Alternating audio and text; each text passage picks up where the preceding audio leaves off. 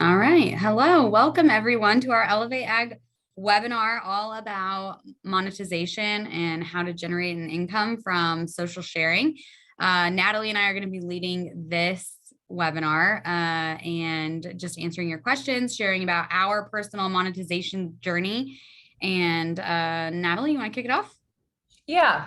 So I guess like Tara said, we'll kind of go through each of our journeys, share how we started making money online, how it's kind of pivoted and changed. And then afterwards, if we have time, we'll answer questions and kind of there's a lot of ways to monetize online, and the ways that we monetize are not the only ways to monetize. There's a plethora to choose from. So if we have time, we'll also kind of dig into maybe like other ideas for you guys as well.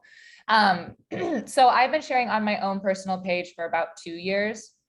Before that, I was part of another page that was a ranch direct beef business. So my actual first brand partnership came when I was back on that page. And I remember it was for 3 months in a row. We had to share a post each month, and it was $250. And I don't remember exactly how many follower count we were at, but that was my very first partnership. So we didn't do a lot of brand partnerships through that ranch direct beef business, because kind of the bulk of what we were focusing on was the direct to consumer beef sales. When I ended up leaving and starting my own page, I started at my personal page. So I had about 1,000 followers. And this was long before Reels or anything. So growth back then was really much more time consuming, focused, a lot of strategy behind it. I got my first brand partnership. So I started sharing on my personal page in April, and I got my first brand partnership. And that was actually my goal. So I knew going into on my own, brand partnerships was where I really wanted to focus. That was something I love. Creativity.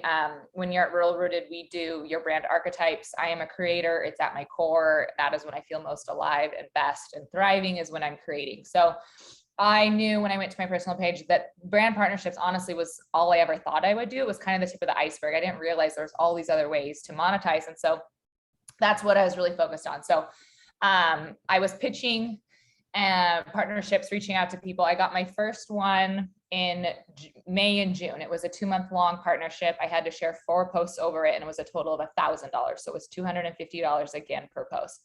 To me, that was great. I was so excited. I was just around 7K followers. So I didn't even have swipe up. I had to do link in bio for all of the like links that they gave me.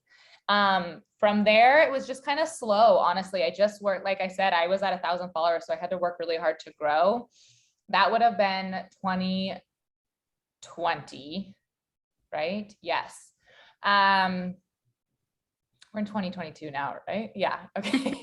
Yeah. So that was 2020. I made about, I think it was about $16,000 from April to December that year through brand partnerships. Again, that was the only way. Oh, and YouTube. I had started a YouTube channel, and I was monetizing through YouTube. To monetize through YouTube is really simple. You have to have 1,000 followers, and I think it's 4,000 watch hours. It's either 4,000 or 5,000. I can't ever remember. Once you qualify for those, you automatically, Google just pays you directly into your bank account. So that was really simple. You don't have to, like what I was doing for brand partnerships. Like, you weren't having to pitch, and you weren't spending time in email, and you weren't creating, you just film, you upload it, you get paid. So between brand partnerships and YouTube, I think I made about $16,000, might have been $17,000 in 2020.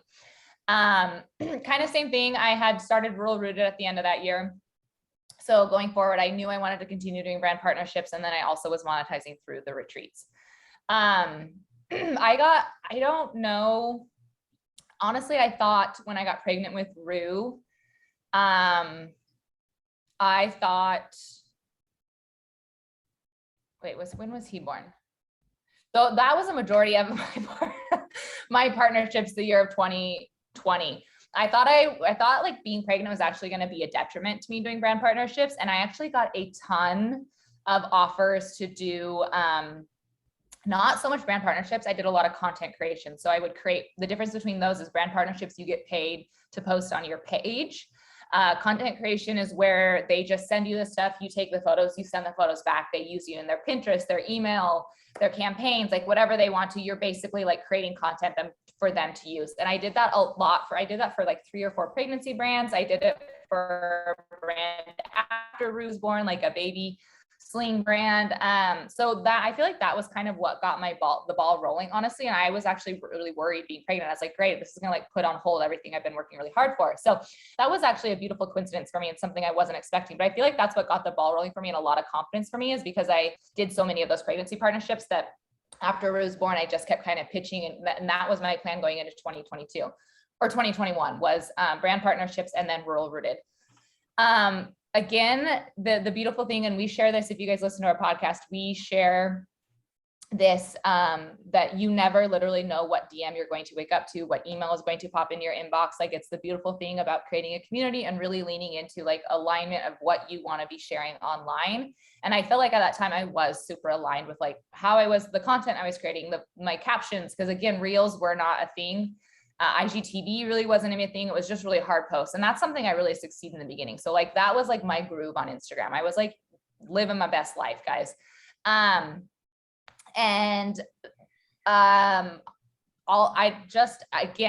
it's like, if you just put yourselves out there and you just work hard towards it.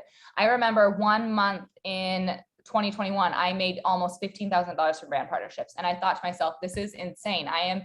That month I made almost as much as I made last year. And I feel like that was an encouragement enough for me to keep going, pitching, refining my pitch, reaching out to brand partnerships. So through 2021, I was still doing YouTube a little bit. It was hard with Rue. So I was monetizing through YouTube. I was monetizing through brand partnerships. I was monetizing through the retreat. I was doing speaking engagements here and there. I'm not super aligned with speaking. It's not my favorite thing. I will pick smaller ones, like ones that maybe Luke wants to accompany me on, or I really love panels. So I was saying yes to a lot of panels, but not so much speaking. But that was really the way that I was monetizing most, was through, like I said, YouTube brand partnerships, and then the retreats, and then speaking here or there. Since I've done the apparel line, the retreats, the online course, brand partnerships is still a core thing for me. I've stepped back from speaking. I really hardly don't do them anymore at all. I don't really do YouTube at all anymore. I'm trying to think, is there any other way I make money now? I don't think so. I am laughing. I have to interrupt. I'm laughing that you thought that having a baby was going to slow you down, because I tease Dan all the time. If we had another baby, I could double my brand partnership income like that. Oh, that's funny. Yeah, no, I was super worried about it. Okay, so let me think if there's any other ways right now that I am streamlining income, but you can start with yours. Okay, so I will start with saying, so I've been sharing on my blog for more than 6 years. Actually, January was 6 years, almost 6.5 years. And in 2000, I had all these, hold on, I have them pulled up. In 2018 was when I decided, like, I'm going to start sharing to Instagram, like, big time. Like, I'm also going to add that. I was strictly just blogging and sharing to a personal Instagram page, personal Facebook. So blogging is really where I got my start. In 2018, I committed that was it. Like, you can literally go back to 2018 on my Instagram, and it's like me and my kids at the beach. And then the next one is dairy farming. And then that's it, like that from then on. So that was like 4.5 years ago that I went on Instagram and just kind of went more full into the social media side of things. In August of 2018, I had about 7,000 followers, and I got my first speaking engagement, which was like a really big deal, because I, at that point, was spending quite a bit of time online, and I knew I wanted to monetize. Like, I don't want to sound like I was greedy or anything. But I just was like, this is taking too much of my time and too much of my time away from my job to not be monetizing. And I remember talking with people and brands, and when I would say, like, I want to get paid and would ask for compensation, it was still at the point in time where people thought like I was crazy. Like, I have been told, you're a farmer, you should want to share about dairy farming. Like, why don't you just want to do this? Like, it helps the industry, it helps you.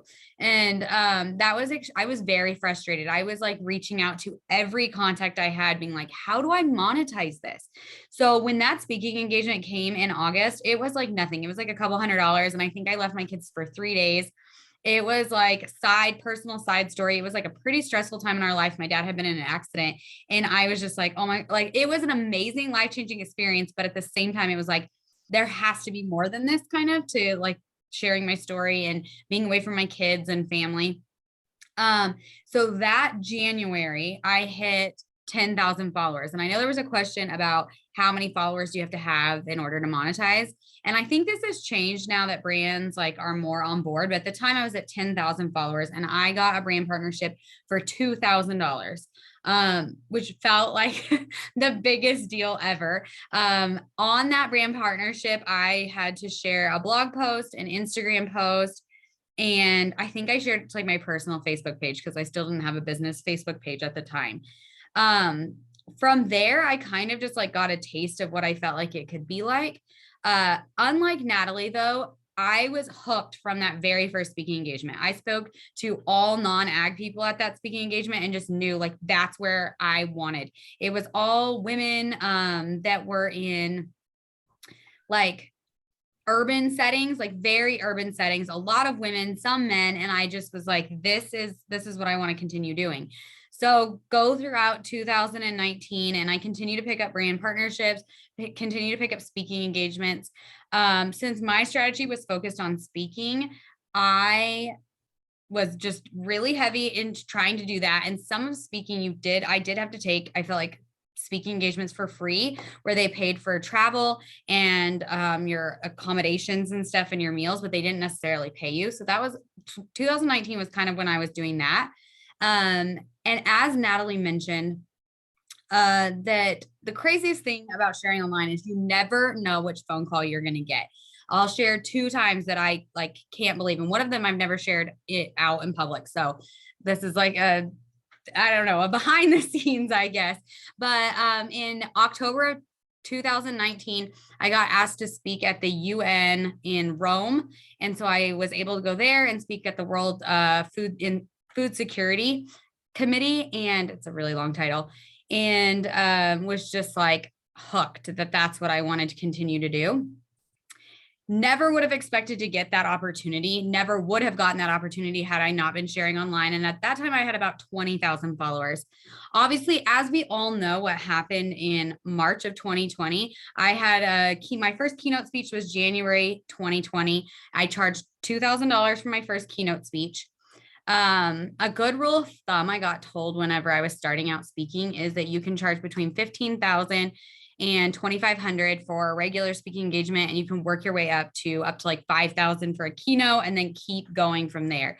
So just to give some numbers. And then obviously in March, everything shut down and everything went virtual. So that was like a huge hit and kind of like trying to re-strategize what my monetization looked like. During that time, I continued to take brand partnerships. Brand partnerships have never been my favorite thing. They're not necessarily where I excel at or what I love to do. But as time has progressed, I feel like ag companies have gotten much more understanding of the fact they have to pay farmers that are influencers for their time. And it is a great way to generate revenue. I personally would rather go and do a speaking engagement for 3 days. So my most recent speaking engagement, I got paid. My most recent keynote speaking engagement, I should say, I get paid $6,500. And I would rather go for 3 days, meet people, be talking with people, just like fully immersed in a conversation than having to be the creative that Natalie is and like come up with content and figure out, how he's going to shoot something. I'm trying to think how else I monetize. My blog has been a huge source of monetization, which I know was a question somewhere. Let me scroll back up. I think the very first question was about blogging. My blogging has been a really great source of monetization. So one of the things I have found is having Instagram and a blog. There is a lot of companies that are looking for that blog post because it helps them with SEO. So even though my blog post doesn't have a ton of views or a ton of like subscribers to my email list at different times, now it's obviously grown. But when I first started out, it didn't, is they wanted for SEO. They wanted to have you being tied to them and you linking to their website. And so I have always liked keeping that blog for that exact reason. Someone else asked about like a secondary platform, and I'll just briefly touch on that. I do have a Facebook page in addition to my blog now and Instagram. And again, it's not that it's like my huge generator, but if I'm having a sponsored post on Instagram, I can pitch to them to also have a blog and pitch them that I also will share it on my Facebook and get like, for my blog, I usually charge like an extra $500 versus my Facebook, I'll charge an extra like $200. And so I can add on a little bit more of that cost to those. And just, it's not necessarily different content. It's content I'd already be creating, but it can just be spread on like multiple platforms. That's especially helpful if you do recipe development. A lot of recipe companies want a blog post that has either video, or you have a really nice recipe that's printable. And so that's someplace I've had good luck with. I did do an apparel line, and I just didn't do it like hard enough, well enough to really generate my income from it. So I have ended up not putting a ton of focus. I still have like some shirts and some things I do. I'm trying to think. Obviously the course, as Natalie said, and the course I will say courses can look different for a lot of different people. There's lots of options within courses. And I don't know. Am I forgetting anything, Natalie? I feel like that's everything. Yeah, let's go. I think stuff will come up when we start going through these questions. Yeah. So I want to start with this question from Sandy that says, how much time should we be spent on secondary platforms if you're monetizing a primary one? How do we manage so many platforms while still holding full-time jobs? I think many of us are spread thin. So this is a lesson I learned the hard way. And that is why I was like, is that how I monetize? I'm monetizing right now, because I got to a point where I was trying to do a lot. I kept thinking like, the more income arms I have, the better, right? Like, got this one down, bring in another one, got that one down, bring in another one. And I was just like trying to come up with all these arms. Like, I'll just do it all. And I found that I was starting to not do any of them well. I was doing a lot of things not well. And it was adding to what Sandy had said there, like feeling really spread thin. And I had even other projects in the pipeline I thought I was going to roll out that I've since cut, because I was like, I cannot add another thing to my plate. I'm already. So I think that's a common mistake a lot of creators, sharers, like whatever we want to call ourselves, get into, is like, we start with one thing and then we're like, cool, okay, what's another one? And what's another one? And I don't think that's the right way to do it. I think we always think more is going to bring more. And it's like, why, if we're doing one thing really well, do we not just double down on the one thing we're doing really well? Like it in my mind, it makes sense to me now, like why I did the things I did, like start another revenue income, bring it in from somewhere else. But it's like starting from ground zero. It's like building a whole new house. It's like, why? So I have since cut some things so that I can just double down and do what I do well, even better, and build a stronger house almost. So I have mixed feelings on if you should be on like secondary or tertiary platforms if you're doing well on another one. I know people who successfully share on just one platform, and that's all they've ever really done. Like they don't need other I think it's a false rhetoric people are feeding that you need to be everywhere. With that said, though, I do think that there is benefits to having your brand and person on, other platforms. Like, right, the more people are seeing you and consuming you, the better. I think you really need to evaluate what makes actual sense for your brand and what you want to do. For a while, I was thinking about building up TikTok. I don't even know the last time I posted a TikTok, because I actually want to get away from content creation. I want to spend less time being tied to my phone, being tied to having to go out to film something to make money. And that's what TikTok would be for me, is again, having to go out and do the work in that moment to get paid. And that's not what I want to be doing. And if I do want to be doing that, I already do that well on Instagram. Why do I need to build a whole new audience on a whole nother platform to just monetize in the same way that I would be on Instagram? Because TikTok, the creator fund's pretty shoddy. So you have to be pretty big to even, I think, make a decent amount from just like your TikTok videos. And even then, I mean, if you watch, at least from what I observed, these big accounts, they were cranking out like 4 or 5 videos a day. I mean, that's what they do. They log on to TikTok and they crank out that content. I was already cranking out enough content on Instagram. I didn't want to be tied to another platform. So I think it's really important to assess like how you want to be spending your time, what makes sense for your actually brand, also where your customers are. There's different generations on different platforms. The thing I like about having multiple platforms that I learned early on, and Tara kind of alluded to this, when you do brand partnerships, you can get more money from a brand in your hand than you can by spending time trying to source more brands. So I recognized early on that if I had, that's why I actually added YouTube, because I thought how So the way I work with brand partnerships is in packages. And so I had a small, medium, and a large package, and they were obviously all built through Instagram, like story, like, the larger the package, the more the deliverables. And I was like, gosh, I could get more money if I had another thing to offer them besides Instagram.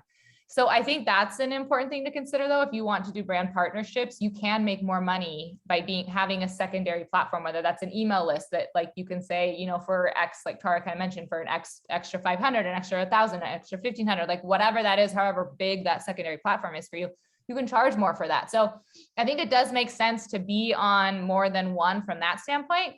But I also would really caution us about like where we're throwing our content out there. Really assessing like which platform you love most. Is it writing and blogging? Is it Facebook? Is it Pinterest? Is it YouTube? Is it Instagram? Like which one?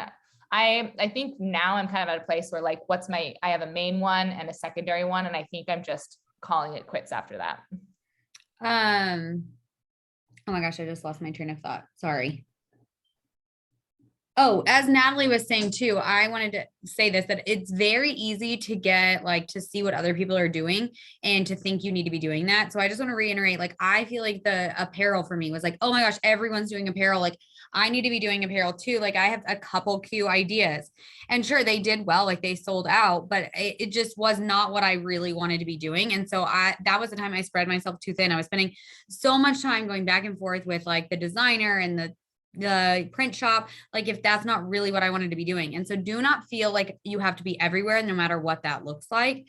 As far as the secondary platform, something to keep in mind if you're interested in speaking too, is that you can also have add-ons where you incorporate your social media.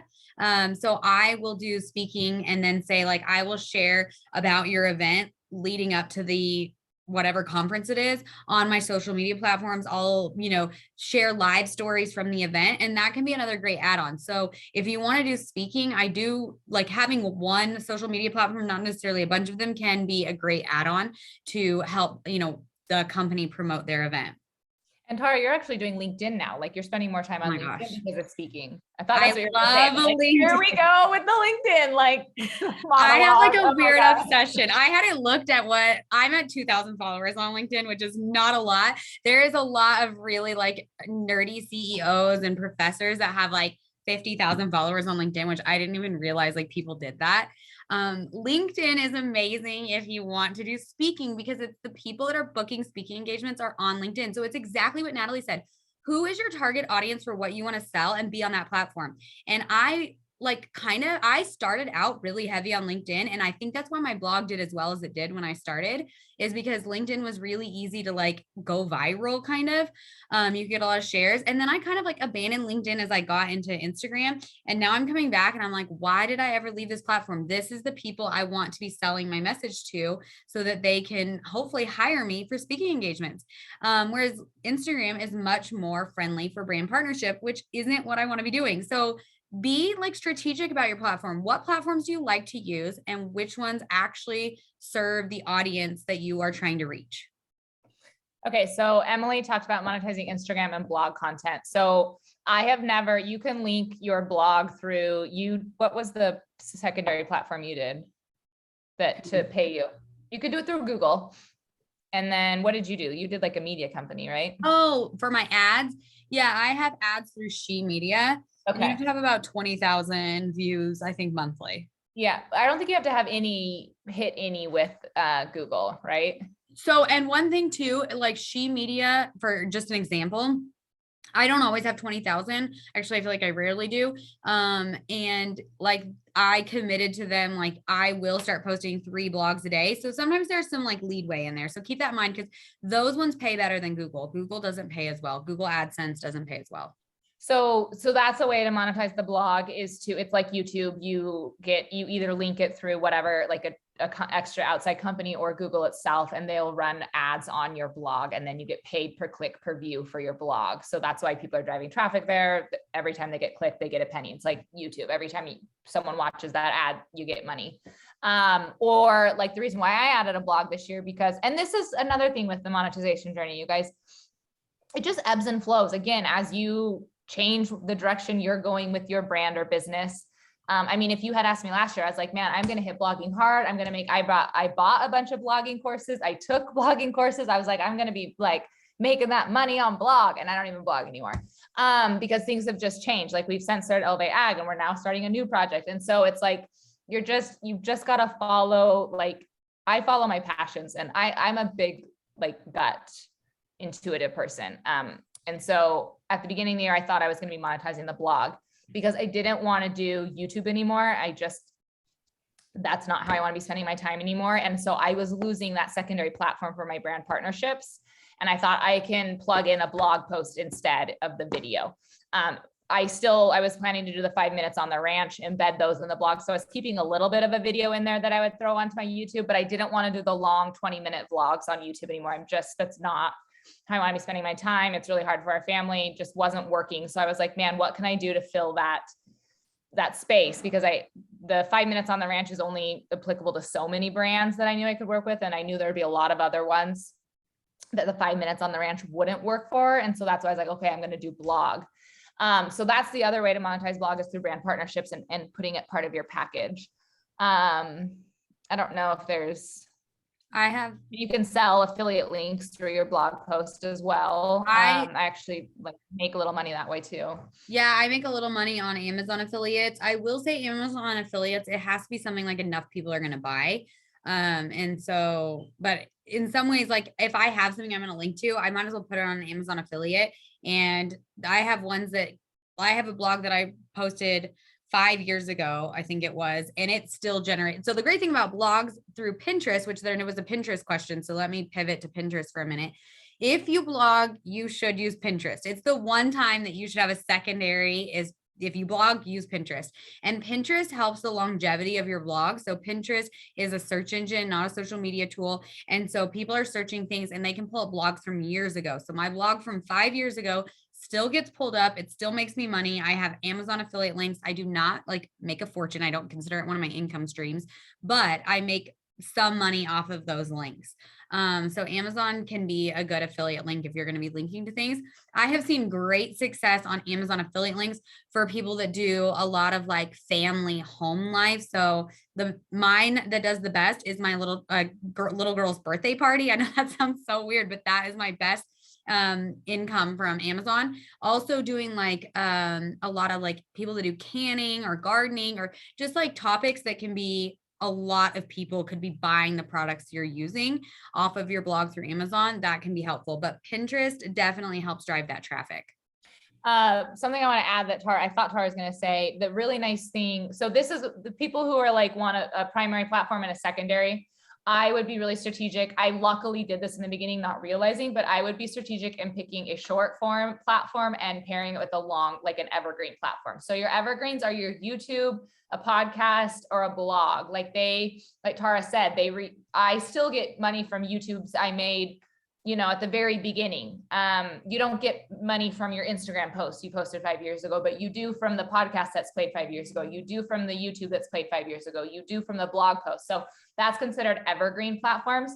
Your TikTok, your Instagram, Facebook is probably considered, I don't know, maybe a little bit of both because Facebook, you can get the video views. So I don't know, I guess it's a weird hybrid, but people who are on Instagram and TikTok as your sole platforms, I would recommend exiting one of them or trying to get in a third, I guess, if you feel like you can balance three. But Instagram and TikTok are very short form. Like you have to create more content on it to get that revenue. Whereas the long form ones, you can slow down on content. Like you're not as heavily tied to content creation to make money because those evergreen ones are bringing income for you all the time. So I would be strategic about pairing a long one and a short one together.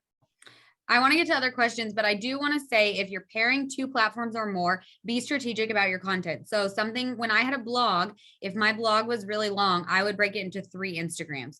Or if I had 3 Instagram posts that kind of pair well together, I would turn them into a blog. So make sure you are like taking content and using it on multiple platforms.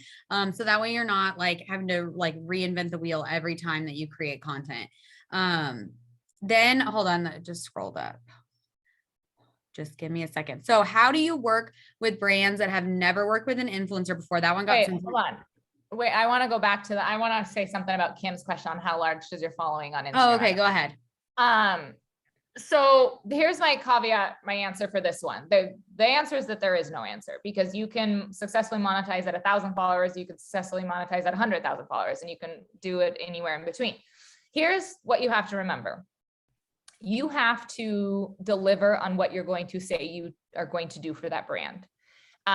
So if it is brand awareness and you're going to create a reel and you're going to get it out there so people simply hear about it, great. If it is, you're going to convert for them where they want you to drive traffic to a website or a link or sign up for a conference they have, you have to be able to do that. So if what they're asking you, the deliverable, you don't think your community of 500 people, the conversion rate of that is probably like, 1% or 3% or whatever. So if the 15 or 20 people that are going to do it is not a big enough of what they're asking, you guys get what I'm saying? Like if the deliverable, you can't accomplish it well with your community size, don't go down that avenue, because it's a very small world, especially in agriculture, of brands.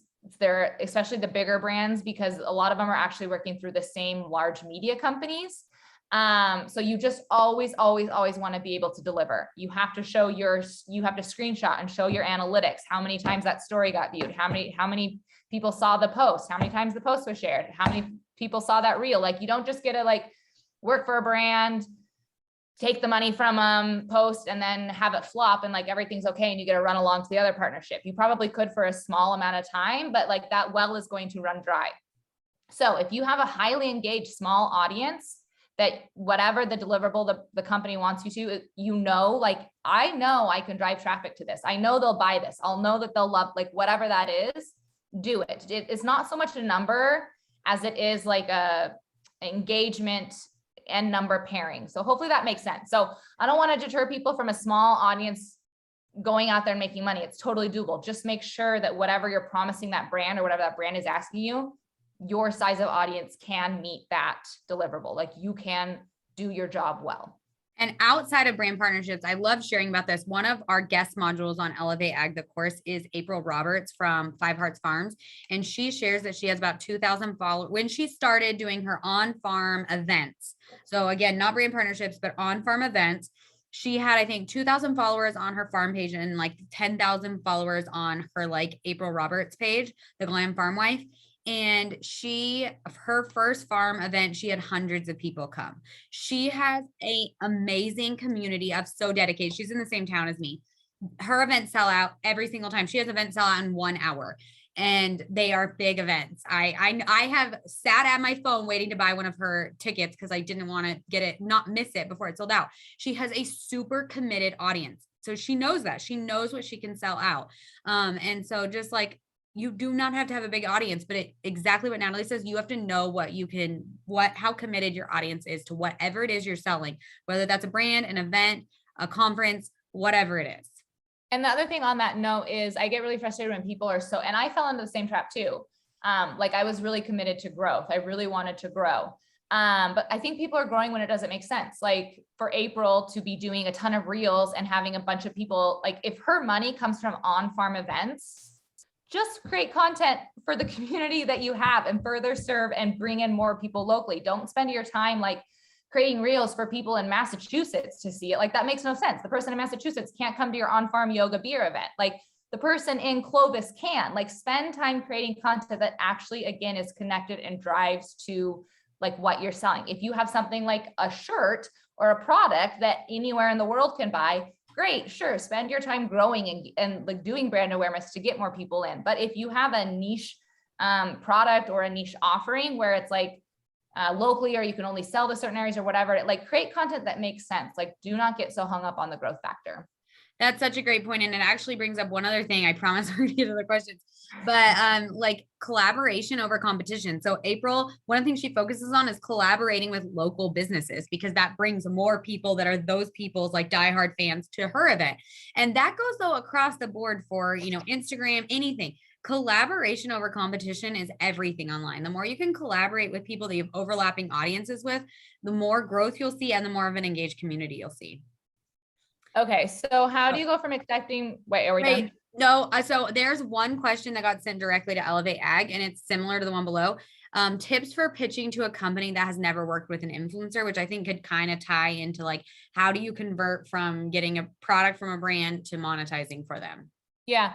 So when you're pitching for a company that's never worked with an influencer, you're just going to have to be really strategic about holding their hands. I've done that a lot. I've been the first influencer to work with a lot of ag companies. And I just kind of like reassured them that I would hold their hand through the process. I used a lot of verbiage in my pitch that had shown that I had done this. I have a history. I am like, I know what I'm doing. So I really established myself as like an authority, like I just represented myself really, really well in the pitch. So I think it comes down to articulating that you have a history at this, like you're familiar with this, and you'd be willing to hold their hand along the process, like with them through the journey so that they aren't so nervous about it. And if we are answering your questions and you guys have another question about it, feel free to unmute or add it below and we'll hit it again. If we don't like answer your answer in full the first time. On that, for pitching to companies that have never worked with an influencer, like Natalie said, hold their hand. I know a lot of times I've had like the social media person, that's like maybe a younger person that's in charge of social media. He's like, I really want our brand to work with you, but I don't know if like my higher ups will. And I've sat on multiple Zoom calls with their higher ups being like, here's what I can deliver. Here's what I've done in the past. And here's what I think we could do together. And so, just taking that extra like hour to sit on a Zoom call and talk through it with the, whoever's in charge of saying yes, has gone a really long way, and it's turned into partnerships that have been multiple partnerships, which is a kind of similar to what Natalie said. A really important thing is ag's a small world. So if you can get a brand to keep working with you, that is so much better than having to go out and find different brands every other day of who you're going to work with. How do you go from accepting product from brands to actually monetizing from them? It's your verbiage in your email. So if they reach back out to you and are like, hey, we like, last month we did this, we'd love to work with you again. So one tip I did, and I shared this at Rural Rooted, in the notes section of my phone, because growth was a huge factor for me, or I was really hitting it heavy.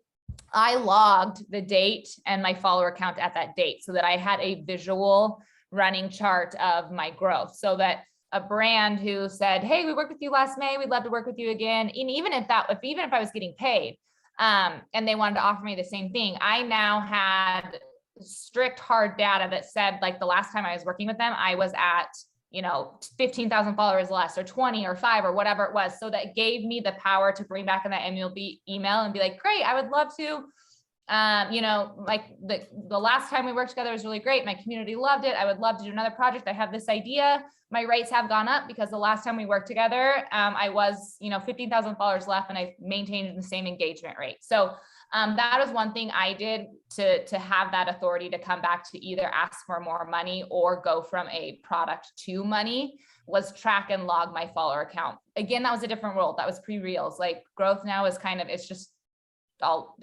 bizarre what Reels have done to brand partnerships.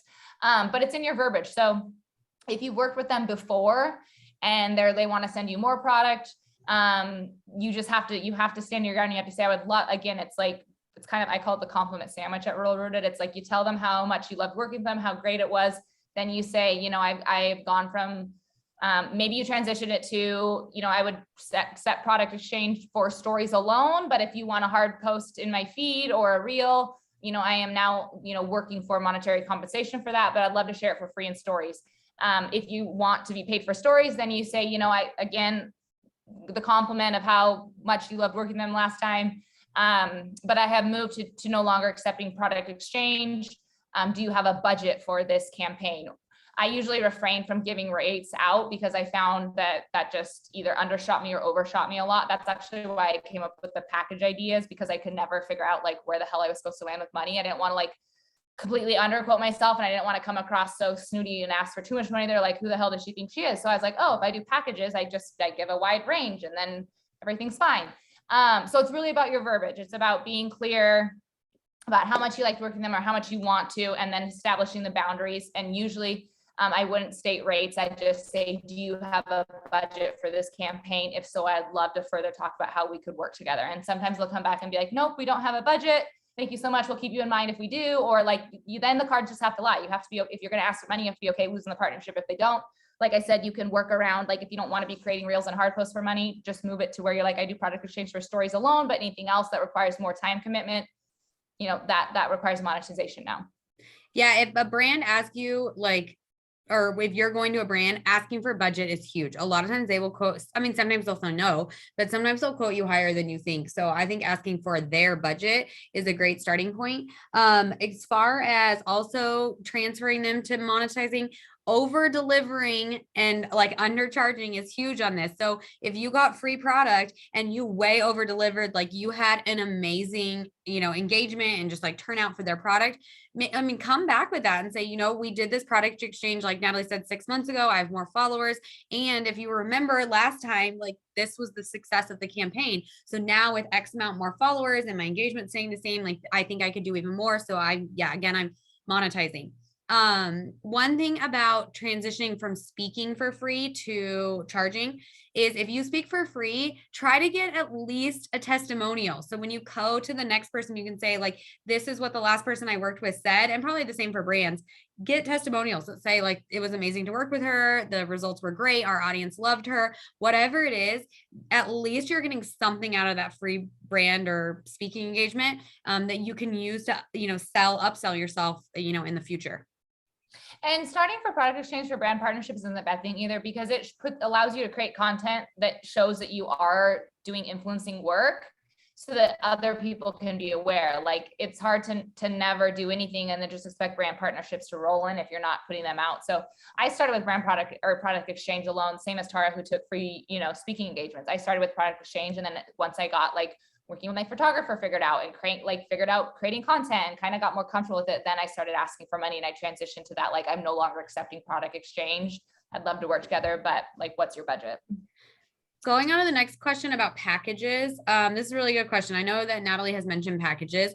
Packages are a little bit more complicated than just like, here's option A, B, and C. A lot of times asking for a budget or instead of asking for a budget, you could also ask, what are you hoping for out of this campaign? Like for this budget. So if they come back and say, we have $1,500 to spend, you can say, here's what I can offer for $1,500. I can offer reels, stories, and a blog post if you're like just starting out, or maybe it's just a reels if you have more followers. Or if you come back and say, I could do, like, if they won't give you a budget, you could come back and say, for $1,500, I can do X, Y, Z. And I think the packages really vary. I know, I have a general guideline that's like, I charge X for reels, X for stories, X for blog post, and X for adding on Facebook. But it's not that like clean cut. It depends on the brand. It depends how many times I'm gonna have to go back and forth with them on edits, how big the brand is. Like, just there's so many factors that I consider, whether it be a brand partnership or a speaking engagement, that goes into what I charge for anything that I do. Yeah. And so there are some people who do make, and it's usually Western influencers who are doing fashion, because fashion, like boutiques, pricing across the board is pretty much going to be the same. So they will make very specific like A, B, and C packages where it's like, here's what I do for A amount, here's what I do for B amount and C amount. And some of them will put them on their media kit. My media kits never had prices on it. Cause like Tara, I do the same thing. I create 3 packages, but they're like, again, in my mind, they make sense for how much money they are. The deliverables match the money, but I doubt I've ever created the same package for a brand across the board. Like it's always something different based off of, because a lot of times their asks are different. Like maybe I'm promoting a conference. And so it wouldn't make sense to it's just, you have to know what the brand wants. And then the safest thing for me was to build 3 packages with different price ranges and different deliverables to match that ultimate request that they want out of that campaign. So hopefully that answers your packaging questions. Seeking brands out, or did they come to you? In the beginning, I sought them all out. That is why I have my pitch letter down to a T. It was chef's kiss, because I had to pitch brands all the time. I was very particular about who I wanted to work with though. There's a ton of influencer platforms like Izea. I'll drop them into the chat. Izea, Activate. What are other ones, Tara? Can you think of any? Oh my gosh, I don't even use them anymore.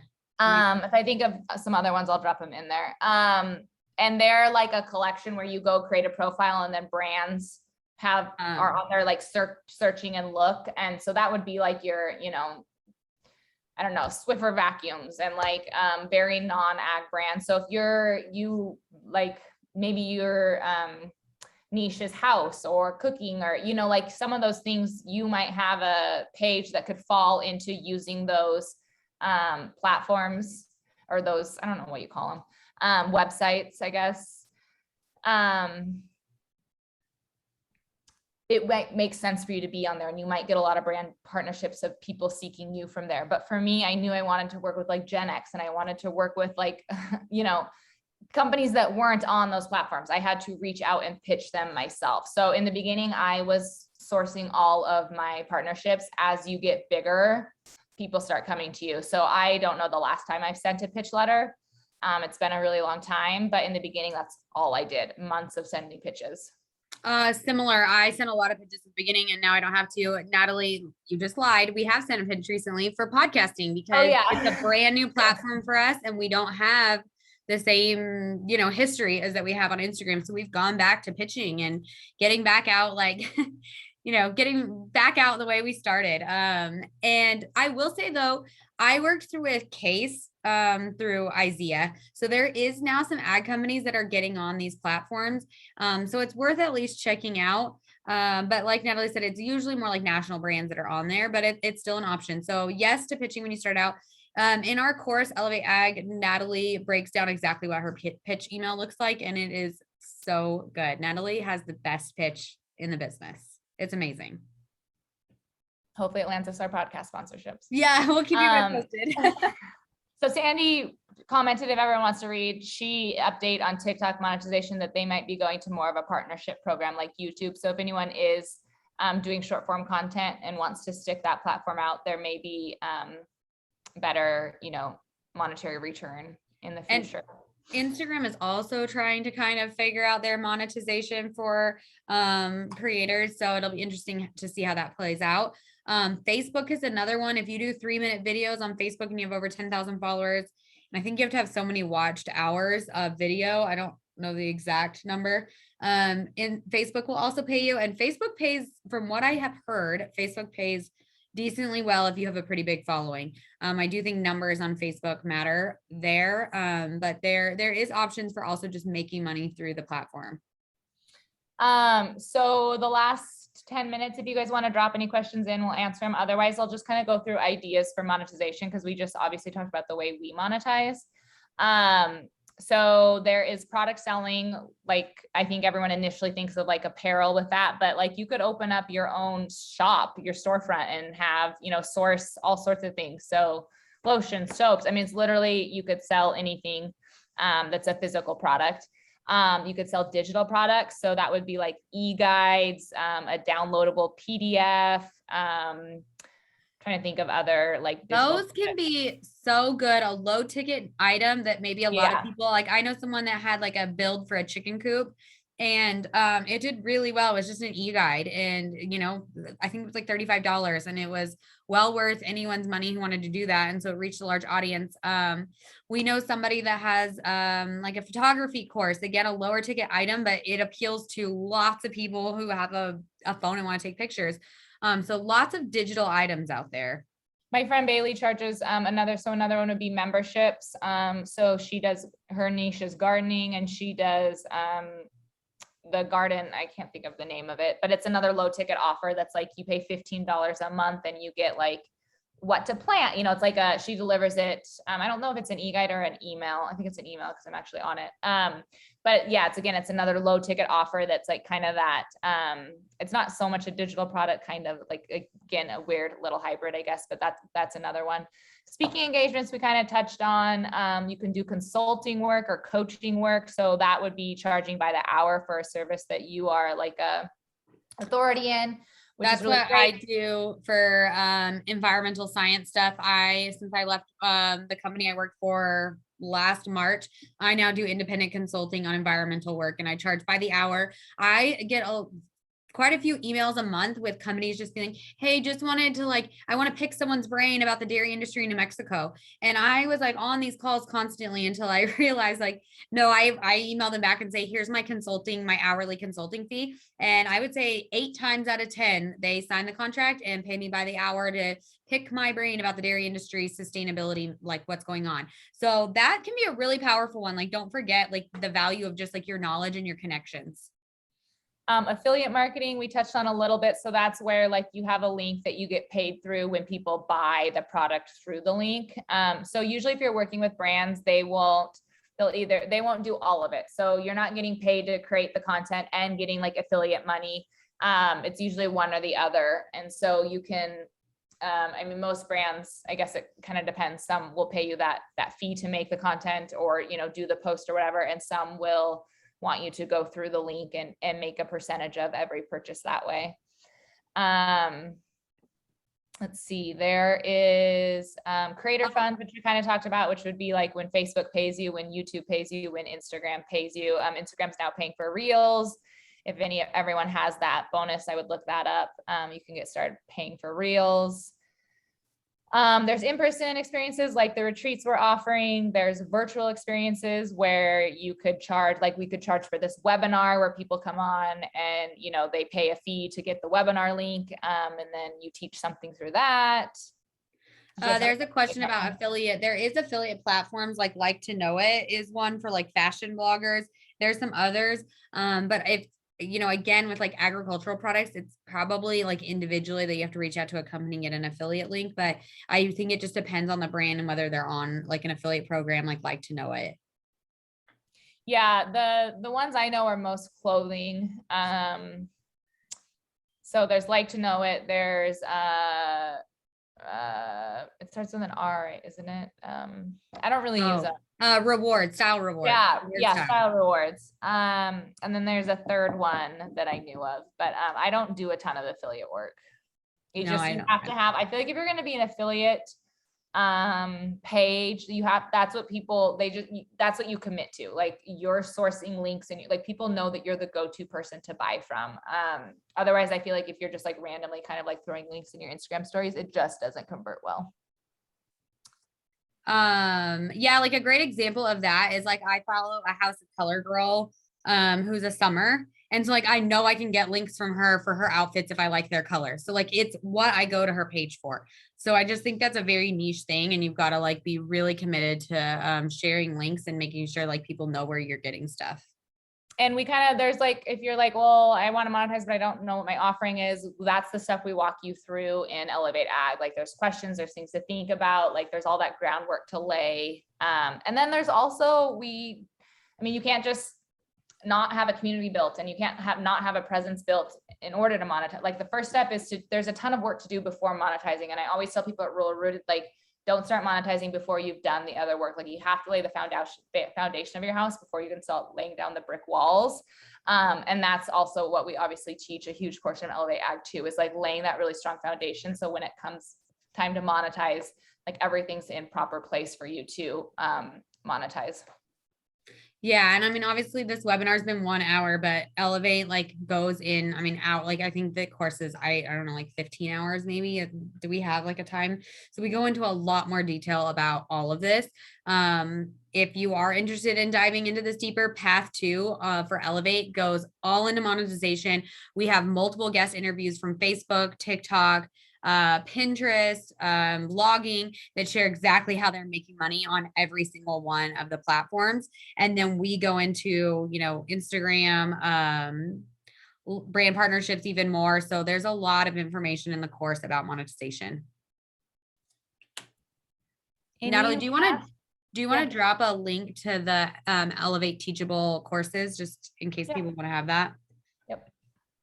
So if you are interested in purchasing Elevate and kind of deep diving this, there's so much good. I hope you found a lot of value in tonight. And if you did, like, I feel like times this by 15. We're also coming out with an in-person offering for Elevate. Yeah, maybe drop that in there too. Which would be like this on steroids. Yeah.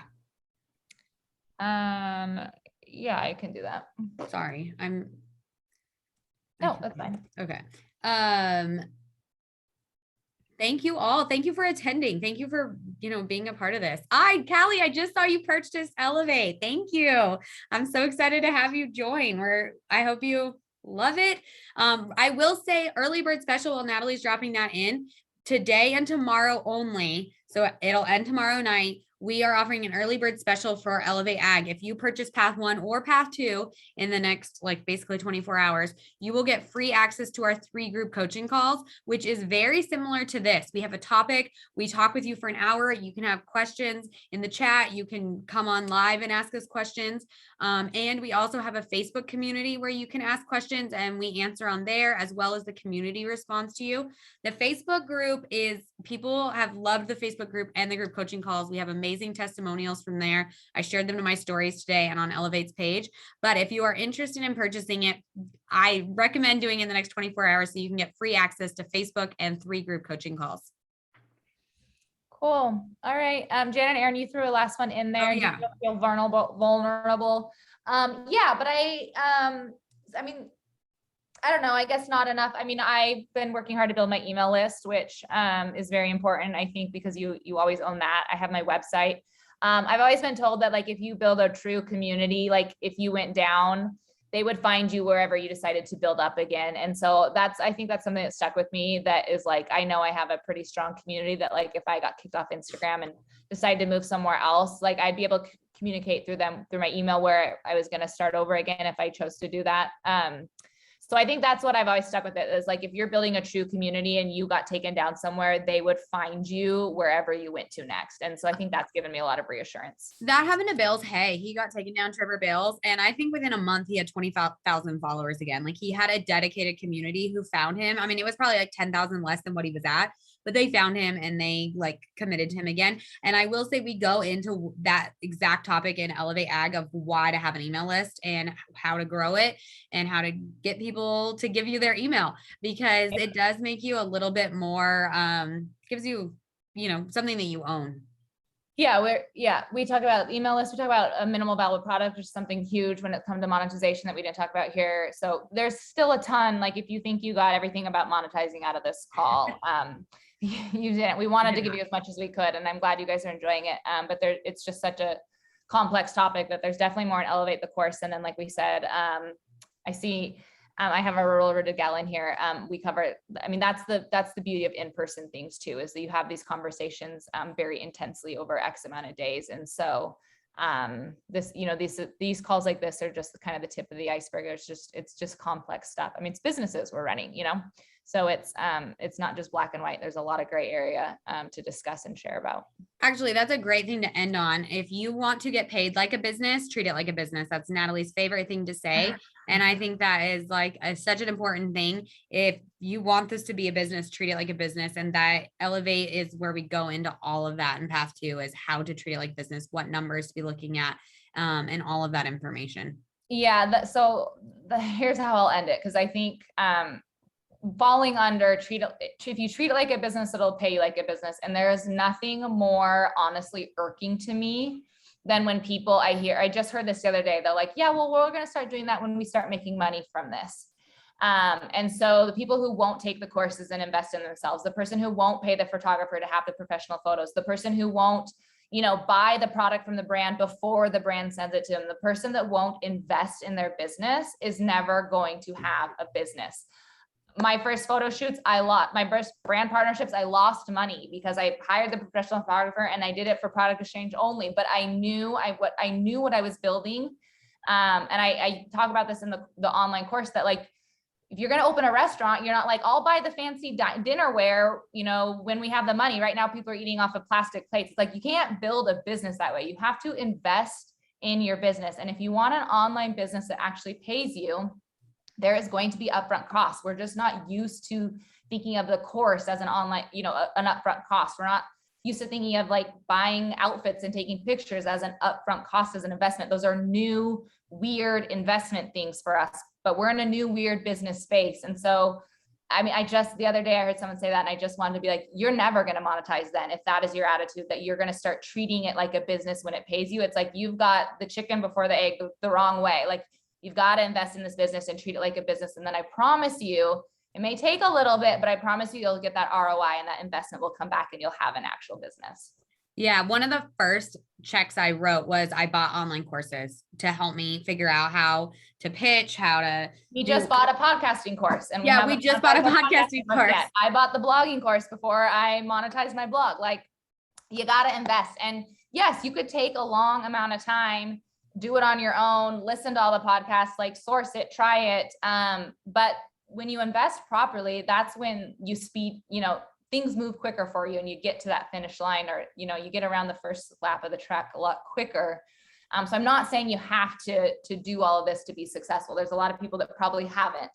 But I know that it's like setting, putting the right foot, setting off, whatever that saying is, like you're setting, I don't know, right foot in front of yourself properly, or whatever that is. So that's my caveat with it, because I've always been one, like we just shared, we've already invested in our podcasting courses to get us started off right. Like we don't want to waste our time not making right SEO titles and not doing all the things that person can teach us.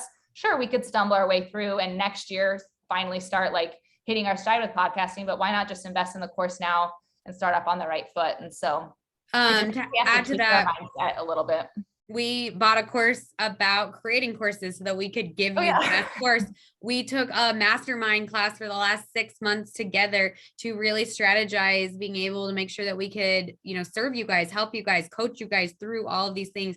We're trying to, for us, if we're going to coach you, we want to make sure we're up on the most accurate information, everything about platforms, growing your business. And so we're continuing to invest in ourselves so that we can pass off all of that information to you guys in our courses and our offerings and our in-person masterminds and all of it. Yeah. So I just challenge you. I really think having an online, successful online business, as far as social sharing, I really think it comes down to mindset and how you're approaching it. So I just encourage you guys all to, think about the mindset you have about your business right now. Yeah. So with that, you guys know where to find us. If you have more questions about Elevate, you can send us a DM, you can email us, whatever it is, you guys know where to find us. Thank you for taking time out of your evening to join us. And hopefully you guys enjoyed this as much as we did. Yeah. Thank you, everyone. You guys have a great evening and great rest of your week. And we will talk with you all soon, I'm sure.